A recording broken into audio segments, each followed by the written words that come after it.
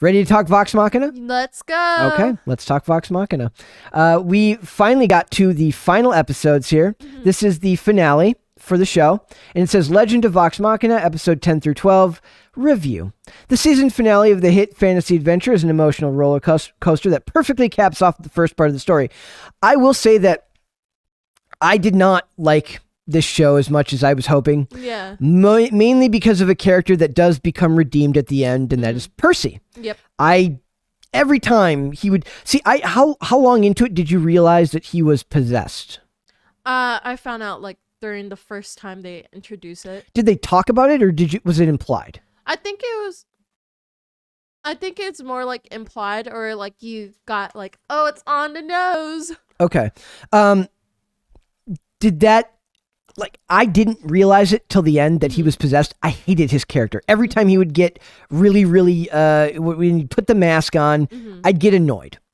Okay. Yeah. There was a point where they locked Delilah Briarwood in that room, and he, like, all his friends have just risked their lives to try and, like, help him. Yeah. And then he just, and like, who was it? Keyleth which one was about to die? Keyleth. And he's like, it's too late.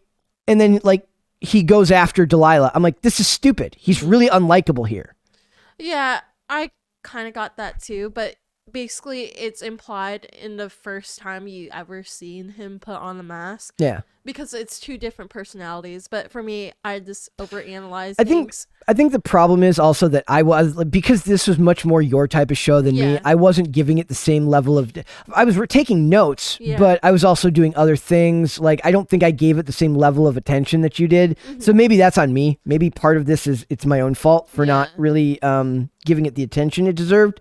But like anytime Pike is on screen, I love it. Anytime Keyleth was on screen, I was happy. Yeah. It was mainly Percy that maybe if I had caught on to that sooner, it wouldn't have annoyed me so much, and I would have paid closer attention. Yeah. So that may be my own fault. Yeah, I think it's like more implied, and like if you heavily pay attention to it. But for me, I felt like it's just it's like a common storyline. Like, oh, he has two personalities. One is possessed. I will say that one thing that I thought was cool is as soon as I saw heard Anna Ripley on screen, I'm like, that sounds like Kelly Hu. And I looked it up. It was Kelly Hu.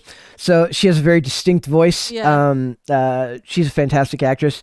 And they had a cool dynamic together. Like the way he was treating her at first was cool. The stuff with his sister, I could have taken it or leaving it. I think just because I just didn't care about him as much, maybe. Like I love the stuff with Vex. With Vex and what's his name? Vax. No, the the storekeeper. Yeah, but also the Cassandra betrayal just didn't really work for me.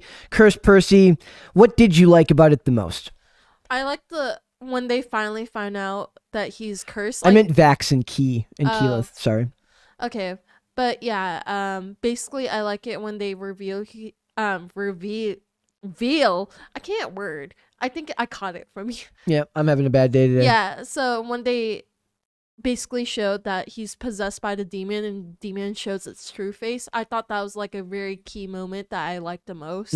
Because like the demon to me looks really cool. It has the Plague Doctor mask, which I really enjoy. It's a cute little Easter egg. Nothing cuter than Plague Doctor masks.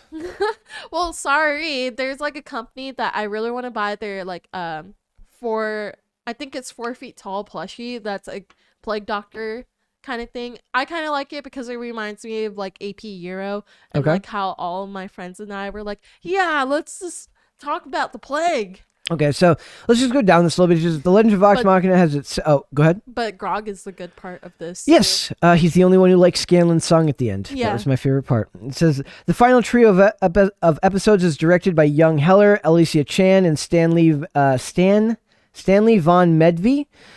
In that order, episode 10 is written by Jennifer Murrow, who previously penned episode 5, and episode 11 was written by Eugene Sun. So it goes down and it says, the 3 episodes per week format for Legend of Vox Machina has been an interesting way to experience the story. This trilogy is dedicated mainly to wrapping up Percy and the gang's desperate struggle against the seemingly all-powerful Briarwood family. Cassandra DeRollo finally gets her chance in the spotlight, and Esme Creed Miles acquits herself excellently. Is that really how you'd use the word acquits there? She was great. I enjoyed her performance almost more than Percy. Like, I was like, we could have switched out Percy and her, and I would have liked to, if he was the one who had been kept there. Yeah, if they had switched those characters around. What was your favorite part besides Grog? I like the actual part where like, and you love you like the Percy story. Like you're underselling it. Like she loves that character. I like the story about the aspect of it telling about how his gun became his gun. That was good in the previous set of episodes. When he talked about the gun, like it came to him in a dream, but then in the final episode, it was actually the demon possessing him to make the gun. I love that a lot. And then when Scanlan was like, you're not keeping this gun. And he's like, the demon's gone. He's like, I don't think so. And he throws it into the acid. That was like my favorite part because like you kind of see the demon's smoke go into the gun again. Scanlan ended up growing on me more than I thought he would. He was very annoying to me in the first few episodes. I came to like him more. Yeah. Scanlan was okay. I something about his character I don't really like. See, this is why stuff like this is cool, because me and you, like, we like different things, and like even the things we both like, we like for different reasons. Yeah. So Percy, it's great.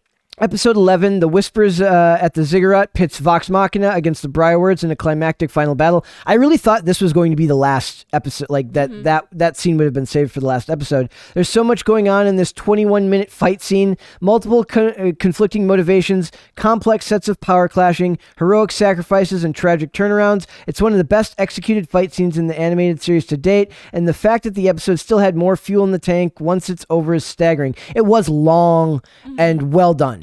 The fight scene was like very detailed. That was like the part where I looked away from what I was doing and paid much closer attention. Was when that was going on.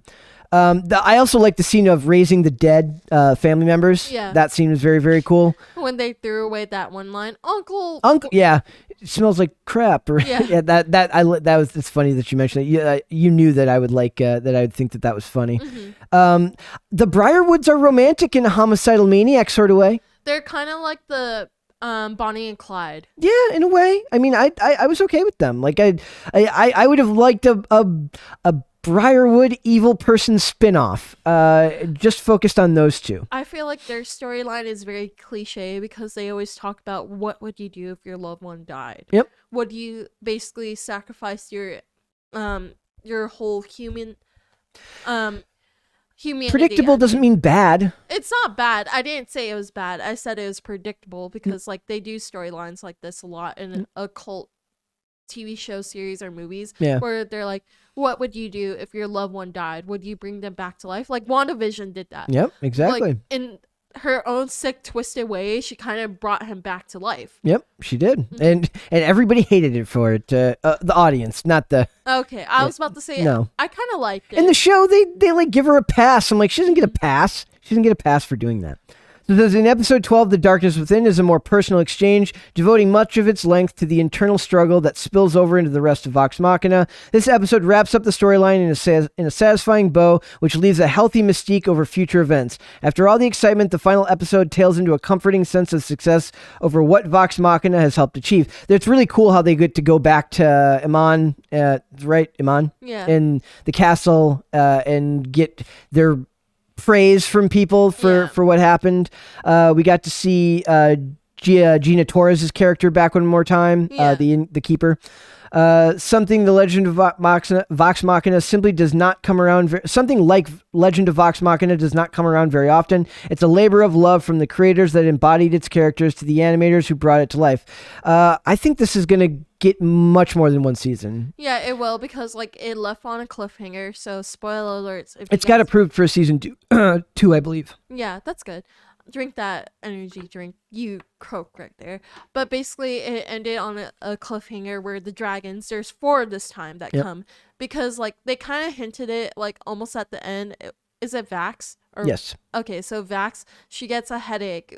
No, that's Vex. Vex, my bad. Vexalia. That's how I remember now. Vaxlidan and Vexalia. I hate their names. I know.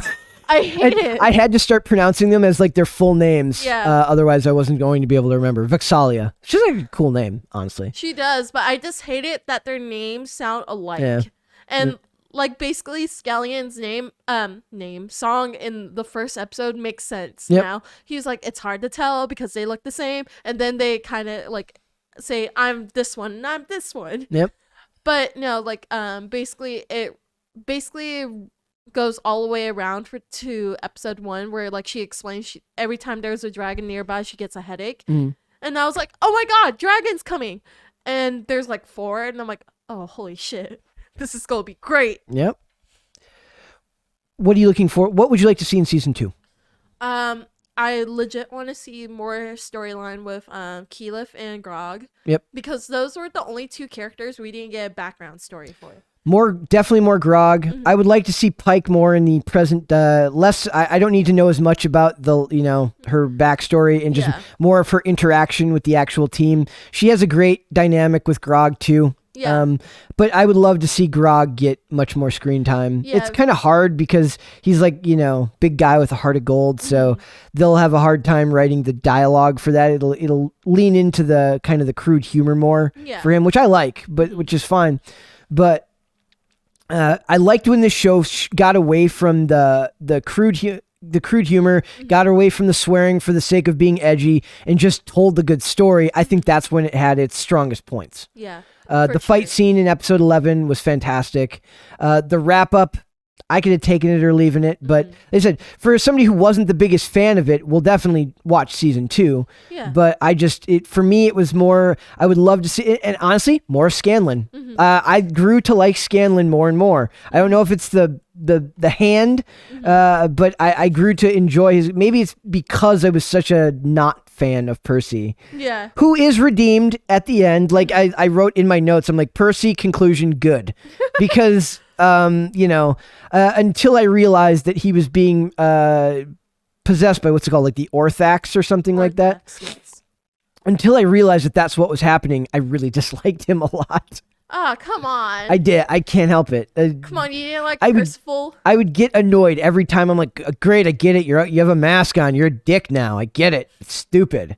Okay. So. Okay. But now that that's gone, it lends itself to that character being a lot more likable throughout the rest of the show. Yeah. So. Well, I'm hoping for season 2. You know how like Keyleth basically rejected.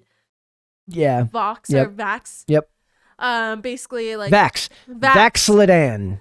I hate those names so much. And Vexalia and Vaxlidan. I think it's Vaxlidan, but it's definitely Vexalia. It's a great name. So when she rejects his Vax, she's like, earlier when you said that, he was like, yeah, I mean it a lot. And she's like, I think we can't. Yeah.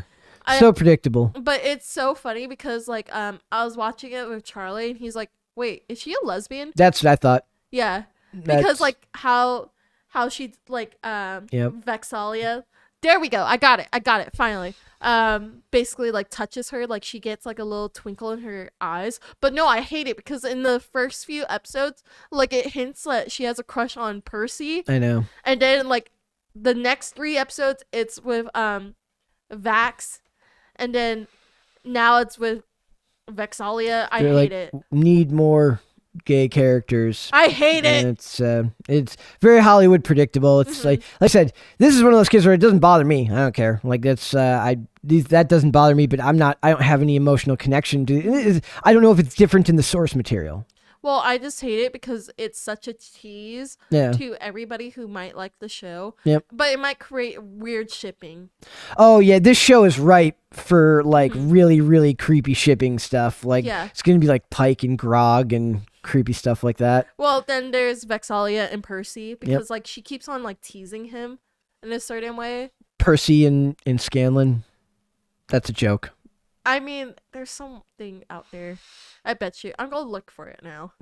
I'm sure there's deviant art that we don't even want to have the slightest bit of time looking at. No, you can find it on Instagram also. Just put the hashtag in whatever shipping you have, and they'll find it. I don't want to do that.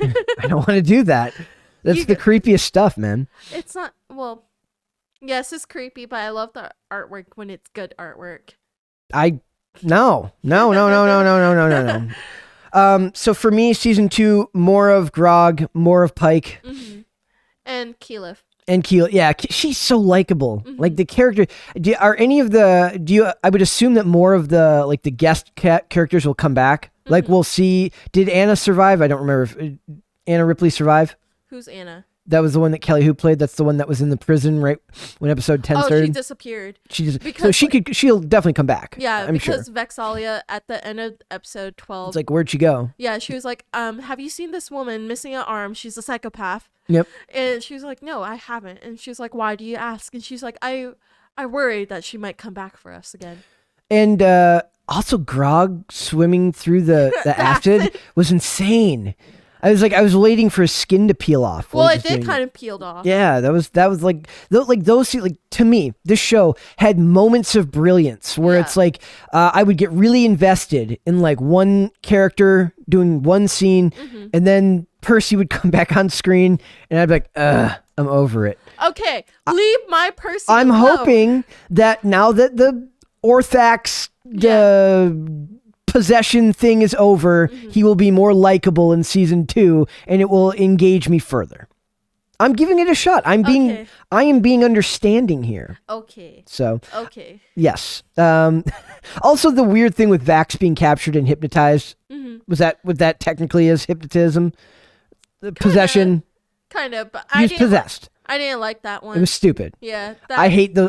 That's a trope that I've always hated. When the good guy gets possessed and it's like, well, they did it twice already. Yeah, with Cassandra. Yeah. And I hate all. Maybe that's the real. Maybe I'm blaming Percy, but it was actually all the damn people being possessed as if they're suddenly bad for the. Maybe that's the reason. I'm sorry. I'm sorry, Percy. I didn't mean to blame you for everything. Yeah. Apologize to your fellow glassmen. Glassesman. Technically, that would make you a glassman too. Yeah. Yes. So, yeah, maybe I'm blaming too much. I still say bring the Briarwoods back somehow. But they died. It's a TV show. They can find a way. No. I don't want to see Lady Briarwood anymore. Lady Briarwood was awesome. I don't want to. You go, Delilah. Oh my God! Sing "Hey Delilah." Hey Delilah. I'm not by singing. Train. I'm not doing that. Hey Delilah. I think that was the Plain White Tees. Oh shit! Yeah, it was. Yeah, it was. By Train. My bad. It's okay. But no, it's kind of weird because like I was talking about that song with my friend, and she's like, "Yeah, you know that song? He's basically stalking a girl." Yep. Also, it's funny in my notes. I have the funniest note taking ever. Yeah. I just put Vax key frowny face. I tend to like rate everything like with either like I use like an up arrow for good and then multiple up arrows for how good I think it is. But for this show, I had a hard time with it because it's like most of it had to be about how the descriptive nature by how things were done. If we had on timcast.com, if we had like a review or ranking tab, I feel like yours would just be arrows. It would be. It would just be arrows. It used to be pluses or minuses, but now it's up arrows and down arrows. You're like up arrows all the way. 4 up arrows to watch. Peacemaker got 4 up arrows from me. Yeah. Reacher got like 1,000. Oh, okay. Well, Reacher was a good series. Yes. I'll tell you that. You guys were like nerding out about it. Oh yeah. We loved it. That was really good. It was a good series, but yeah, season 2. Are you gonna watch? Yeah, we'll watch. We'll watch season 2 of Vox. Like now that Percy is okay. Yeah. I will be more invested, I think. Like I said, sometimes you can't help it when that stuff happens. Like when a certain element of a story really bothers you, you can't help. Like if this had been anything else, I would have just turned it off. But because we were reviewing it, I waded through it. And like I said, to the show's credit, it got better. Like at the end, like once that storyline had concluded. So I have a little bit more faith going into season 2. For sure. And what don't you want to see in season 2? I don't want to see a weird shipping. Please stop with the weird shipping. We get it. It's profitable because then you get at the fans who ship them. I don't care for it because it's kind of weird. Stop that. Shipping is always weird to me, man. So, do you want to talk about Podluck? Podluck. Do you want to talk about I have the first version of a new version of my favorite segment. Thanks for watching this clip, guys. If you want to see full episodes or follow us on social media, links are in the description below. Bye.